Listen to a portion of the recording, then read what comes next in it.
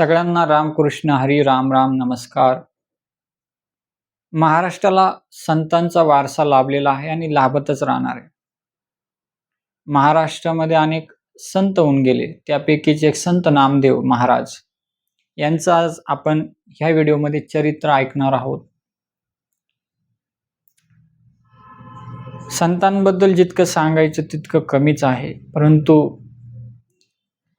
जेव्हा आपण शास्त्रामध्ये संतांची जीवनी वाचतो, ऐकतो, त्यावेळेस आपले अनेक पाप नष्ट होत असतात. संत नामदेवांना भक्ती कशी लाभली आणि त्यातून त्यांना ईश्वर प्राप्ती कशी झाली, या संदर्भातली सगळी माहिती आज आपण या व्हिडिओमध्ये ऐकणार आहोत. परंतु त्या पहिले तुम्ही जर चॅनलवर नवे असाल तर चॅनलला सबस्क्राईब करा आणि व्हिडिओ जर चांगली वाटली तरच लाईक करा.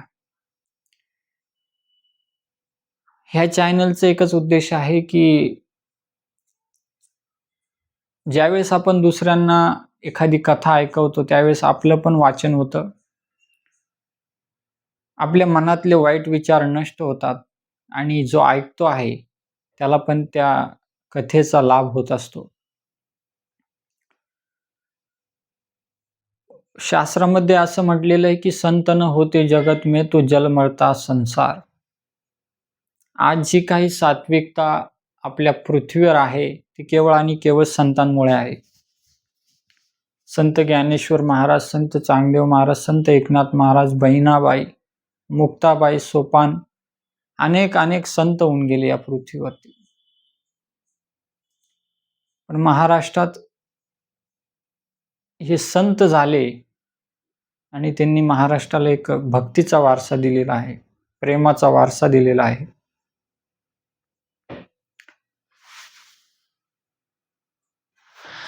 तर संत नामदेवांना लहानपणापासूनच एक भक्तिप्रधान घर लाभल्यामुळे त्यांना देवाची आवड निर्माण झाली. त्यांचे वडील श्री वामदेव महाराज हे विठ्ठलाची खूप भक्ती करत होते. आई वडिलांना भक्ती प्राप्त असल्यामुळे मुलाला साहजिकच आहे ती भक्ती प्राप्त होणारच. कारण आपल्या अवतीभोवती जसं वातावरण असतं तसंच प्रत्येक व्यक्तीवर त्याचा प्रभाव पडत असतो. संत नामदेव महाराज लहानपणापासून बघायचे की वडील मंदिरात जातात, विठ्ठलाची सेवा करतात. सेवा केल्यानंतर त्यांना प्रसाद देतात, नंतरच घरी येऊन भोजन करतात. हा सर्व विधी नामदेव महाराज बघत होते लहानपणी. वामदेव महाराज म्हणजे त्यांचे वडील, यांना त्यांच्या वडिलांकडून भक्ती प्राप्त झाली. म्हणजे त्या भक्तीचा वारसा त्या कुटुंबाला पूर्वीपासूनच लाभलेला होता. आणि असं असताना संत नामदेवांना पण भक्तीचं आपण म्हणू शकतो भक्ती लाभली. पण संत नामदेव महाराज हे अवतारी महापुरुष होते, त्यांना या जगाचं कल्याण करायचं होतं, म्हणून ते या कुटुंबामध्ये आले. आपण म्हणतो की संसारात राहून पण सर्व शक्य आहे, पण ते कोणाला आहे? या अवतारी महापुरुषांना शक्य आहे, ज्यांनी काम, क्रोध, लोभ, मोह, अहंकार या सर्व विकारांचा नाश केला. अशा महापुरुषांना ते साध्य आहे. आपल्याला केव्हा साध्य आहे? जेव्हा आपण अशा महापुरुषांच्या मार्गावर चालू, तेव्हा आपल्याला ते शक्य आहे, अन्यथा नाही. तर संत नामदेव महाराज जे रोजचा विधी बघत असताना एके दिवशी वामदेव म्हणजे त्यांचे वडील वामदेव महाराजांना बाहेर जायचे होते गावी. तर 3 दिवसासाठी ते जाणार होते. आदल्या दिवशी नामदेवला त्यांनी सांगितले, बाळा 3 दिवस आता तुला देवाची सेवा करायची आहे, त्याला आंघोळ घालायची आहे, वस्त्र घालायचे आहेत आणि नैवेद्य दाखवायचं आहे. नैवेद्य दाखवल्यानंतरच तुला भोजन करायचे आहे. तर नामदेव महाराज म्हणाले, जशी आज्ञा पिताश्री. म्हणजे तुम्ही जसे सांगाल तसे मी नित्य नियमाने करेल. आणि वामदेव महाराज म्हणजे त्यांचे वडील गावी निघून गेले, तर पहिल्या दिवशी संत नामदेव महाराज सकाळी लवकर उठले, आंघोळ केली, जो नित्यक्रम होता तो केला. फुलं घेतली, वस्त्र घेतली, पाणी घेतले, देवाला आंघोळ घातली, वस्त्र घातले, फुलं वाहिली आणि काही वेळ त्यांनी तिचे जप केला. जसं त्यांचे वडील करत होते तसे नामदेव महाराज पण करत होते. जप केल्यानंतर परत घरी आले. तोपर्यंत आईने नैवेद्य बनवून ठेवलेला होता आणि त्यांनी तो नैवेद्य म्हणजे एका कटोरीमध्ये, एका फुलपात्र म्हणू आपण, नैवेद्याचं ताट म्हणू, त्या ताटामध्ये, फुलपात्रामध्ये दूध ठेवले.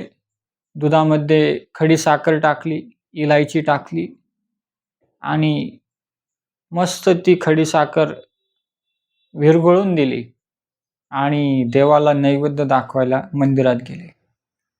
देवाला नैवेद्य दाखवल्यानंतर जसं त्यांना वडिलांनी सांगितले होते की जेव्हा भगवंत स्वीकार करेल त्यानंतरच तुला भोजन करायचे आहे. तर नामदेव महाराज वाट बघू लागले की भगवंत स्वीकार आत्ता करतील, मगच करतील. पूर्ण दिवस निघून गेला तरी भगवंतांनी स्वीकार नाही केला. तर नामदेव महाराजांना खूप वाईट वाटलं की वडिलांच्या हातून तर भगवंत स्वीकार करताय, पण माझ्या हातून का करत नाही? मी असे कोणते पाप केले आहे जेणेकरून भगवंत माझ्या हातून नैवेद्य स्वीकार करत नाहीये? त्या दिवशी त्यांनी भोजन केलं नाही, जेवण केलं नाही आणि तसेच झोपी गेले. आईला वाटलं काही असेल, बाळ आजारी असेल किंवा काही झाले असेल म्हणून झोपी गेला. त्याने घरी आईला पण सांगितले नाही. पहिला दिवस निघून गेला. दुसऱ्या दिवशी परत सकाळी उठले, नित्यक्रम केला, देवाला आंघोळ घातली, वस्त्र आदी घातली, फुलं वाहिली, जप केला, परत घरी आले, नैवेद्य घेऊन गेले. भगवंताला म्हटले की हे भगवंत आज तरी नैवेद्य ग्रहण कर, माझी प्रार्थना स्वीकार कर, नाहीतर वडील आल्यानंतर मला खूप मारतील. आणि संत नामदेव महाराज ही निर्दोष हृदय, लहान मुलं म्हणजे म्हणतात की साक्षात ईश्वरच असतात, कारण निरागस निर्दोष हृदय, त्यांच्या हृदयात कोणताही पाप नसतं, पापमय विचार नसतात. जसं जसं वय वाढतं तसं तसं पापमय विचार वाढतात, दुष्ट प्रवृत्ती वाढते, अनेक अनेक पाप आपल्याकडून होत असतात. परंतु बाल्यकाळ असा असतो निर्दोष, त्यावेळी जर भक्ती केली तर भगवंत लवकर स्वीकार करतो. नामदेव महाराज दुसऱ्या दिवशी नैवेद्य दाखवल्यानंतर भगवंताने स्वीकार नाही केले, तर नामदेव महाराज तिथेच रडू लागले. रडल्यानंतर घरी आले. घरी आल्यानंतर त्यांनी आईला काही म्हटले नाही आणि दुसऱ्या दिवशी पण त्यांनी भोजन केले नाही आणि रात्री विचार करून ठेवला त्यांनी की आता मी उद्या सकाळी जाणार, चाकू घेऊन जाणार. भगवंताने स्वीकार नाही केले तर मी तिथेच आपला गळा कापणार. तिसऱ्या दिवशी केले, नित्यक्रम झाला, देवाला आंघोळ घातली, वस्त्र घातली, जप केला, परत घरी आले, नैवेद्य घेऊन गेले. नैवेद्य घेऊन गेल्यानंतर भगवंताला म्हटले, भगवंता आता तू जर स्वीकार नाही केला तर मी आज चाकू आणलेला आहे आणि मी माझा गळा इथेच कापणार. अर्थभावाने भगवंताला प्रार्थना केली. भगवंत काय प्रगट होईना. भगवंत प्रगट होत नव्हता तर त्यांनी भगवंताला दम दिला, तू जर आता प्रगट झाला नाही तर मी माझे प्राण इथेच देणार आणि त्याला तू सर्वस्वी जबाबदार तूच असशील. असं म्हटल्यानंतर त्यांनी चाकू काढला आणि आपल्या गळ्याला जसा लावला तसं भगवंत प्रगट झाले. पांडुरंग विठ्ठल माऊली प्रगट झाले आणि त्यांनी ते नामदेव महाराजांचा हात धरला आणि पूर्ण मंदिर पुलकित झालं, तेजमय झालं. आनंदी आनंद सुगंध सगळीकडे पसरला. कारण भगवंत जिथे पूर्ण स्वरूपात प्रगट होता तिथे आनंद उत्सव असतो, सुगंध असतो, सात्विकता असते, पापाची कोणतीही वृत्ती तिथे नसते. जसा सूर्य उगवतो तसा अंधकार नष्ट होतो, त्याच प्रकारे भगवंत प्रकट झाल्यानंतर बुद्धीतला सगळा अहंकार, अज्ञान सगळं नष्ट झाले, काम विकार नष्ट झाले आणि भगवंताने तो नैवेद्य स्वीकार केला. नामदेव महाराजांच्या डोक्यावर हात ठेवला आणि नामदेव महाराज खूप आनंदित झाले आणि घरी गेले. घरी गेल्यानंतर 2 दिवस त्यांनी भोजन केलेले नव्हते, तर तिसऱ्या दिवशी त्यांनी भोजन केले, जेवण केले. चौथ्या दिवशी वामदेव महाराज म्हणजे त्यांचे वडील आले आणि त्यांनी विचारले नामदेव महाराजांना, भगवंताला तू नित्यक्रमाने आंघोळ घातलीस का, वस्त्र घातलीस का, नैवेद्य दाखवला का? तर नामदेव महाराज म्हणाले, हो, भगवंताने तर 2 दिवस माझा नैवेद्य स्वीकार केला नाही, पण आता तिसऱ्या दिवशी त्यांनी स्वीकार केलेला आहे. वामदेव महाराजांना विश्वास बसेना. त्याने नामदेव महाराजांना काही काही बोलू लागले आणि बोलल्यानंतर नामदेव महाराज म्हणाले, तुम्ही माझ्याबरोबर चला आणि स्वतः बघा की भगवंत कसे स्वीकार करतात. तर चौथ्या दिवशी दोघेही निघाले. वामदेव महाराज म्हणाले की तू जा पुढे, तू नित्यक्रम कर, तू भगवंताला नैवेद्य दाखव, मी बाजूला उभे राहतो कडेला, बघतो तुझा भगवंत कसा स्वीकार करतो. तर एका कोपऱ्यामध्ये वामदेवजी उभे राहिले. नामदेव महाराजांनी देवाला आंघोळ घातली, वस्त्र घातली, फुलं वाहिली, जप केला आणि नैवेद्य परत घेऊन आले घरून. नैवेद्य जसा दाखवला, भगवंत काय प्रगट होईना. यांनी डोळे झाकले आणि अर्थभावाने भगवंताला प्रार्थना केली, हे पांडुरंगा, नैवेद्य स्वीकार करा. अर्थभावाने प्रार्थना केल्यानंतर भगवंत प्रकट झाले. भगवंत प्रकट झाले, पण ते वामदेव म्हणजे त्यांचे जे वडील आहे संत नामदेवांचे, वामदेव महाराज, त्यांना ते दिसाना, भगवंत दिसाना.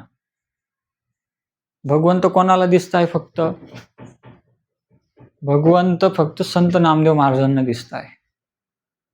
आणि भगवंताने तो नैवेद्य ग्रहण केलेला आहे, सगळं झालेलं आहे. आणि इकडे वामदेव महाराज रडू लागले की भगवंता, तू तर ह्या निर्दोष बालकाला दिसतोय, पण मला दिसत नाही, मी कोणते पाप केले आहे. आणि आतून रडल्यानंतर आपल्याला आपलं जसं मन मोकळं होतं, जसे मनातली जे वाईट विचारे जसे नष्ट होतात, भगवंतासाठी रडल्यानंतर आपले पाप सगळे नष्ट होत असतात. ते रडल्यानंतर त्यांना पण भगवंताचे दर्शन झाले. साक्षात दर्शन झाल्यानंतर त्यांचं पण अहंकार नष्ट झाला, काम, क्रोध, लोभ, मोह, अहंकार सर्व नष्ट झाले. आणि तेथून पुढे संत नामदेव महाराज एक विख्यात महापुरुष झाले. असे अनेक चमत्कार संत नामदेव महाराजांच्या जीवनात झाले. हा भाग पहिला आहे. तर अनेक असे भाग तुम्हाला यापुढेही ऐकायला भेटणार आहेत. भाग 2 मध्ये आपण बघणार आहोत की सिकंदर लोधी हा एक मुघल सम्राट होता. त्याने कसे महाराष्ट्रावर अत्याचार केले आणि महाराष्ट्रातल्या संतांवर किती अत्याचार केले, नंतर त्याला काय चमत्कार घडला, तो कसा संतांच्या शरण आला, याबद्दलची माहिती तुम्हाला भाग 2 मध्ये ऐकायला मिळणार आहे. त्यामुळे व्हिडिओवर नवे असाल तर चॅनलला नक्की सबस्क्राईब करा, व्हिडिओला शेअर करा आणि लाईक करा. आत्तासाठी एवढेच. जय श्रीराम. रामकृष्ण हरी.